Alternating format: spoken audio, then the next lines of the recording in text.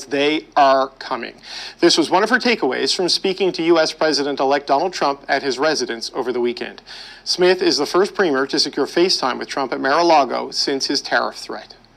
We had a friendly conversation, and I thought quite constructive, during which I emphasized the mutual importance of the U.S.-Canada relationship, and specifically how hundreds of thousands of jobs are supported in the United States. I was able to have similar discussions with members of his incoming administration, and I was encouraged to hear that they also understand how important Canada is.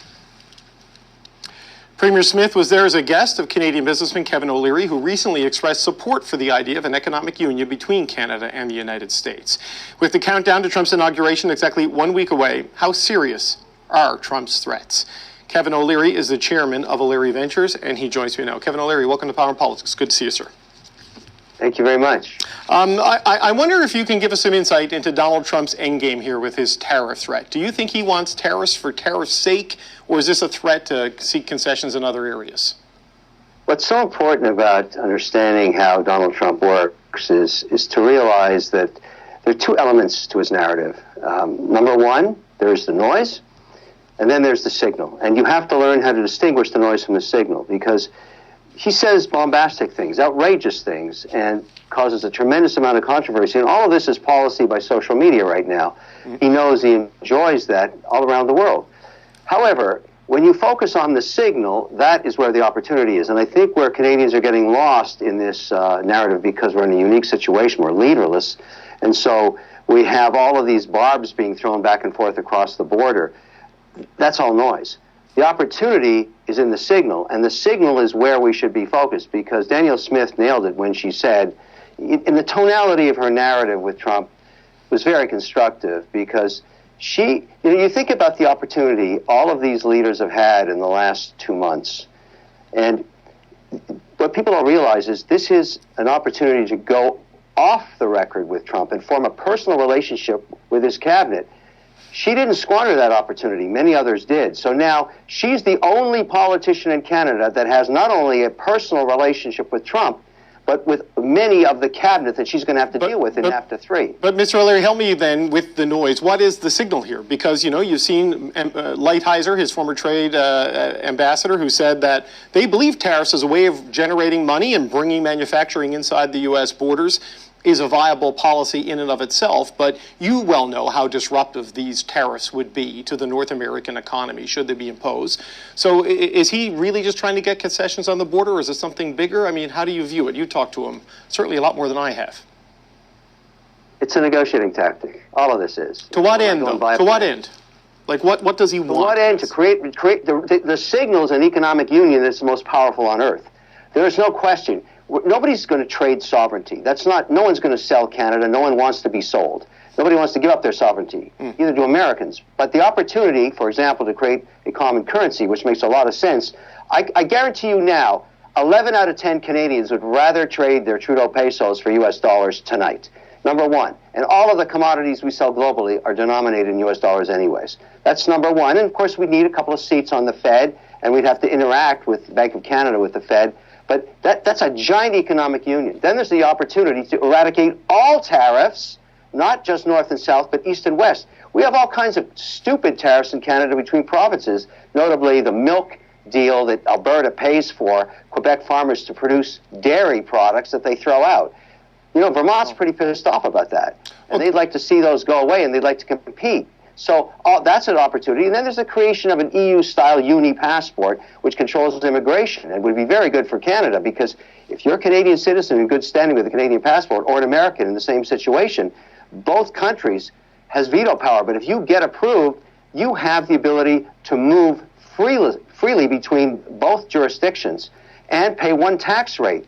It's very attractive, but you also control who comes in for education with that. It's a great idea. Okay, so when he talks about the 51st state, This was initially dismissed as a joke by people who were at the dinner table in Mar-a-Lago when it was first raised. But you're saying that's a proxy for this idea of an EU-style arrangement between Canada and the United States. I know you have advocated for this idea, but do you know straight from the president-elect's mouth? No, I have not advocated for a 51st state. No, the economic union. The economic union. Yes. Absolutely. I mean, you do have a quote where you say make the border disappear, but you mean regulatory-wise, not in a sovereignty way. Is that what I'm understanding your point here? That I'd rather Canadian dollars be spent on protecting the North and American dollars, because I'm worried about the Chinese more than anybody in Canada, it seems. Right. They don't listen. I think that's a huge threat. The Russians as well.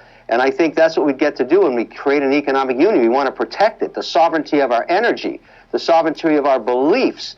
We both believe in democracy and freedom of speech. We want to protect that. We want to protect it with financial might. That's what Trump is getting at, and that's a very good idea. And I think we have to separate that noise into this signal, because Canadians are being poked by their own politicians, forced into this by a leadership race at a provincial level in some cases, at a federal and others. And I asked Trump personally, and I don't know if this fell on deaf ears, to say, look, why not give Canada a break so they can elect a leader like you were elected with a 4-year majority mandate? Let them do the same thing and then negotiate with that team. But this would be a lot more productive. This idea of the economic union, as you've described it, have you heard that directly from the president-elect himself, or is this your interpretation? Is this the signal you are pulling from all that noise? Or has he laid it out to you that this is really what he's talking about here? I'm pulling it from all...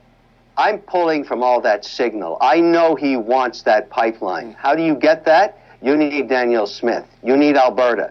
You need to build that in cooperation with Canada.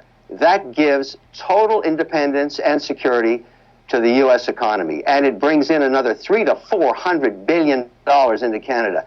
Who doesn't want to do that? The only guy I know that doesn't want that is Gerald Butts, and I think we've had enough of him. Well, I mean, Jerry Butts has been out of government for a long time, so I mean, he's. Oh, wait a second. Wait, that's not true. Well, it is. He works with the Ian Bremmer now. Let me correct you. When there was a majority mandate by Trudeau, and he had it in the first mandate, Butts put all the policy in place.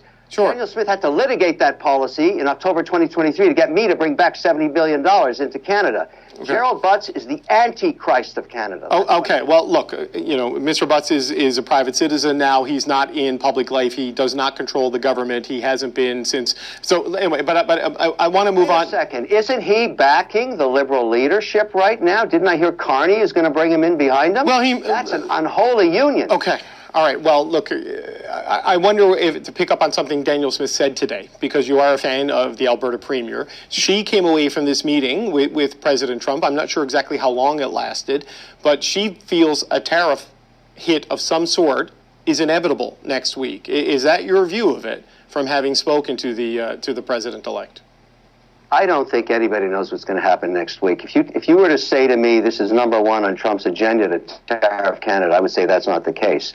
These moves are going to come through after he's president. Everything we've seen so far is on a personal basis at his home. And she was wise enough to spend not 1 day, 2 days. That woman knows how to work a room. I can report that to you. She's very smart at that. And my goodness, she scored a lot of points with a lot of different people in the cabinet. Right, but the situation still is, Mr. O'Leary. You're a Canadian citizen, and this is economic Armageddon if these tariffs come in, as you well know. Unemployment is going to go through the roof. Economic growth is going to go down. Provincial governments. We might lose everything. Just prepare for whatever you can do. Prepare. If you have food, go get extra food. Go get extra whatever you can, because it's going to come, and it's going to come quick.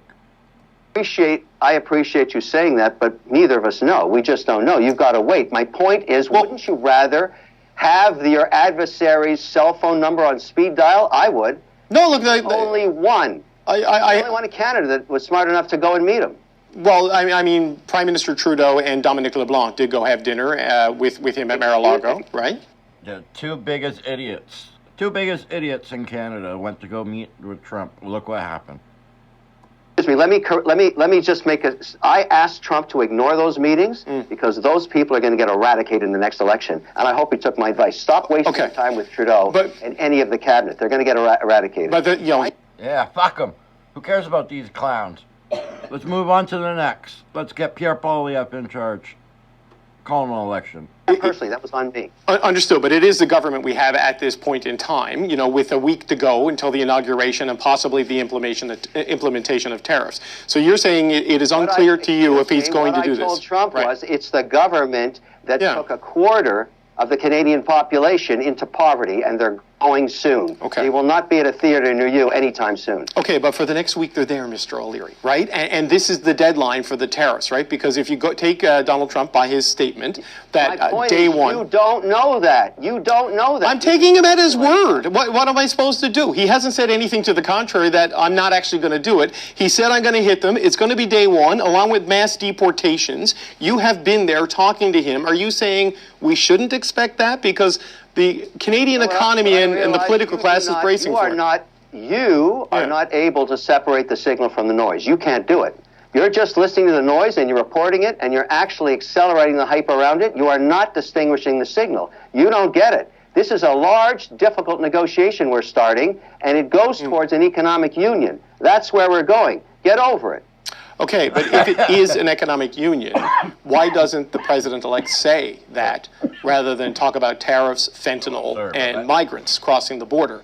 Like, politicians, when they lay out very clear things... You have been listening to Trump for 12 years. You ask me that question, that's not his style. That's not how he operates. You know that. Well, we'll see. I mean, we're a week away. So you, just as a final question, you are not at all certain whether we see tariffs next week. You wonder... No, I'm not. That a week away is not a destination. It's the beginning of a journey. Get ready. We've been getting ready. We've been bracing for this. Kevin O'Leary, appreciate... Well, and it's going to be a great journey. Only if we can get PP in there, eh? Pierre Poilievre, that'll even be better. It'll be great for Canada and the Americans. Like, subscribe, everybody. Stay warm. God bless. And we'll see you in the next one.